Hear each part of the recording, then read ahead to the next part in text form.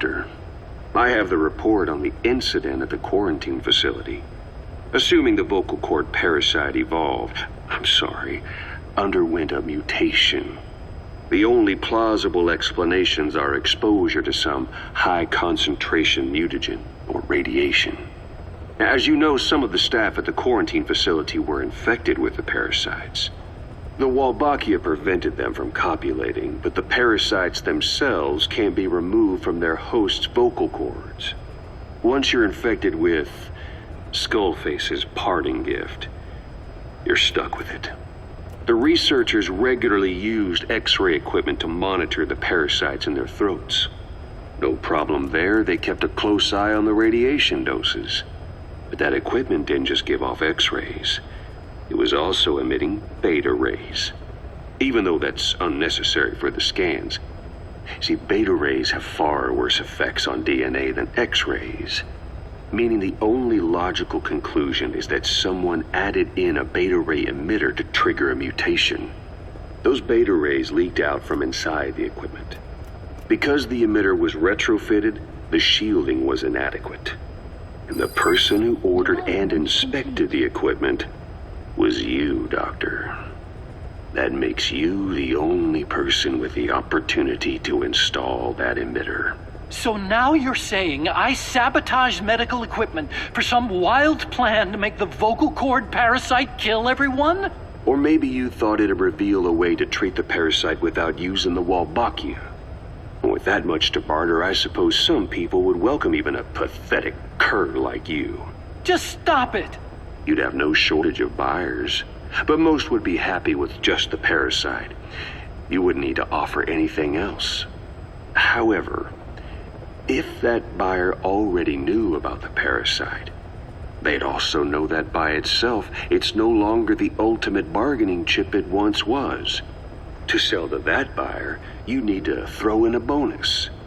A way to one-up it. There's only one buyer who'd be after that. Emmerich, we record all communications on Mother Base. That includes radio transmissions to and from homemade devices. You've been in frequent contact with people in America. A private biotech company. A client of which is DARPA. And they are connected to Cypher. You made a deal with Cypher. You offered them a new parasite in exchange for your safety. This is the only place in the world where the vocal cord parasite still exists. And you used it as a testing ground. Tried to resurrect their bioweapon. But your plan to obtain the parasite has failed. Your bullshit ends now. And don't think you're leaving here alive.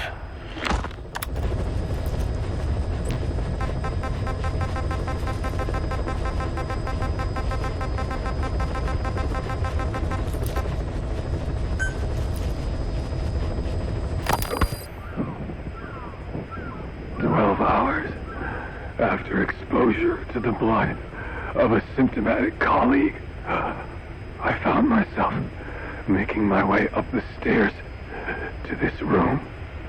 And I am not alone. Everyone who's infected, we've all come up here wanting to get outside. I know full well I mustn't leave, given the possibility I'm infected. Yet, I can't contain this urge I feel inside me, like the alcoholic who tries to make any excuse for one more drink. Every step I took up those stairs filled me with this sense of bliss. I still have all my wits about me. It took no time at all to rewire the electronic lock and open the emergency exit. Then, just as I was about to set foot outside, I finally realized what was going on. This desire for freedom is not my own, but that of the vocal cord parasites inside me. They want the ravens to feed on us, pecking us to death.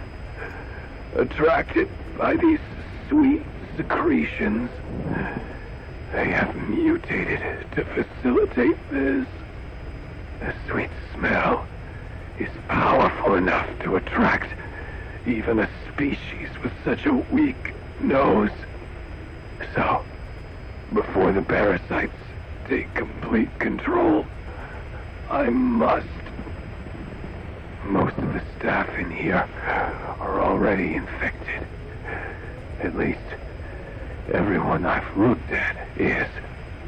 Infection with this parasite causes a high fever in the pharynx.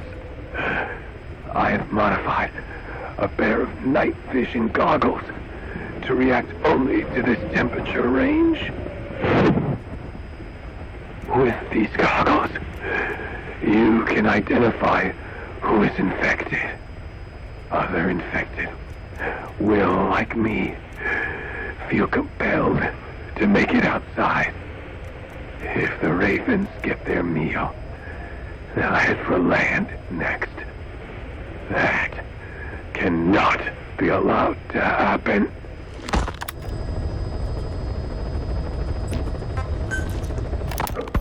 The whole idea of the vocal cord parasites was that they'd only copulate once exposed to a specific language over time.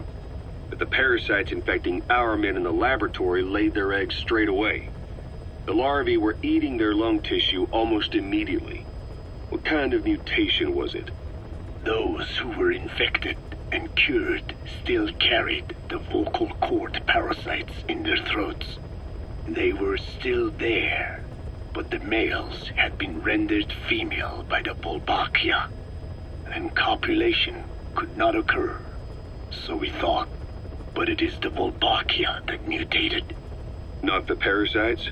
You remember I told you the Wolbachia attempts to maximize its number of female infected hosts? Yes, hence the male-to-female transformation. Precisely. But other Wolbachia strains use different methods. Cytoplasmic incompatibility, killing the males, and parthenogenesis. Parthenogenesis? Aphids? Aphids use that to reproduce via females only. Very good. The females lay their eggs without a male present, creating clones of themselves in explosive numbers. Parthenogenesis was originally a means for an organism to take maximum advantage of abundant resources by increasing its numbers. Certain strains of Wolbachia forced this to occur, to create more and more infected females. And that's why our men develop symptoms in the blink of an eye. Wolbachia causing parthenogenesis is common in parasitic wasps. Of course, the Wolbachia I introduced to you men did not have this characteristic, but I believe the mutation, whatever it was, caused it to force parthenogenesis in its host, the vocal cord parasites. The Wolbachia we used to prevent egg laying became the agent of limitless reproduction. There's something else. The symptomatic infected in the laboratory all wanted to get outside, even knowing there was napalm waiting for them out there. You said the parasites made them act that way, but parasites controlling humans. Is it possible?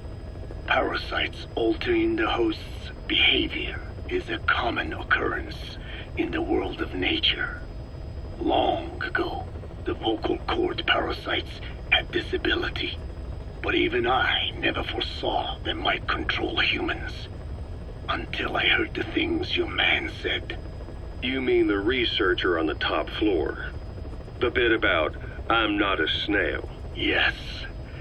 Among parasitic worms, there is a genus called Leucochloridium that uses snails as intermediary hosts.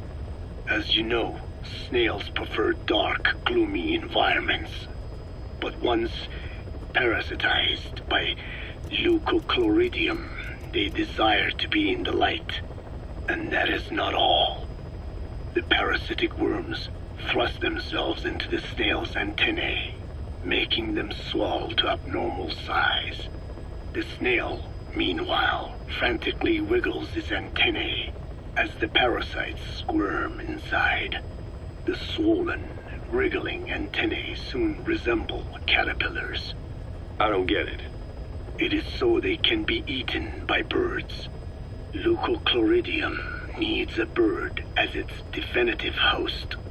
To breed, they require their snail host to be snapped up by a predator. So they make the humble snail appear to be a delicious caterpillar and lead it to somewhere in open sight. So you mean the staff trying to get outside Was so the birds could pick at them. The parasites altered their mental state, making them crave higher places and to be outdoors. I can only surmise that both the Wolbachia and the parasites mutated before the ancestors of the vocal cord parasites infected humans. Their hosts were birds. What we saw in the laboratory was some throwback to that time. The parasites attempting to make birds their intermediary hosts. It sounds insane. A praying mantis that is host to a parasitic hairworm will dive into water and drown itself, just so the hairworm can lay its eggs in water. Rats infected with Toxoplasma gondii lose their instinctive caution and run right up to cats. Just some of the many ways parasites control the host. But we're humans. Surely our minds are too complex for that. I thought just the same. Free will is what makes us human, so it never occurred to me that the parasites could be controlling the symptomatic. But the mood, the will of a person can be easily affected by the balance of their cerebral substances. Take the toxoplasma I mentioned. It does infect humans, and it is thought the infected develop a more reckless attitude. But to think that mutations occurred in both the Wolbachia and its parasite hosts. Your observation is most apt. Rain approaching. Both mutations occurring at once indicates the presence of a powerful mutagen. I see. Keep working on narrowing down what it was.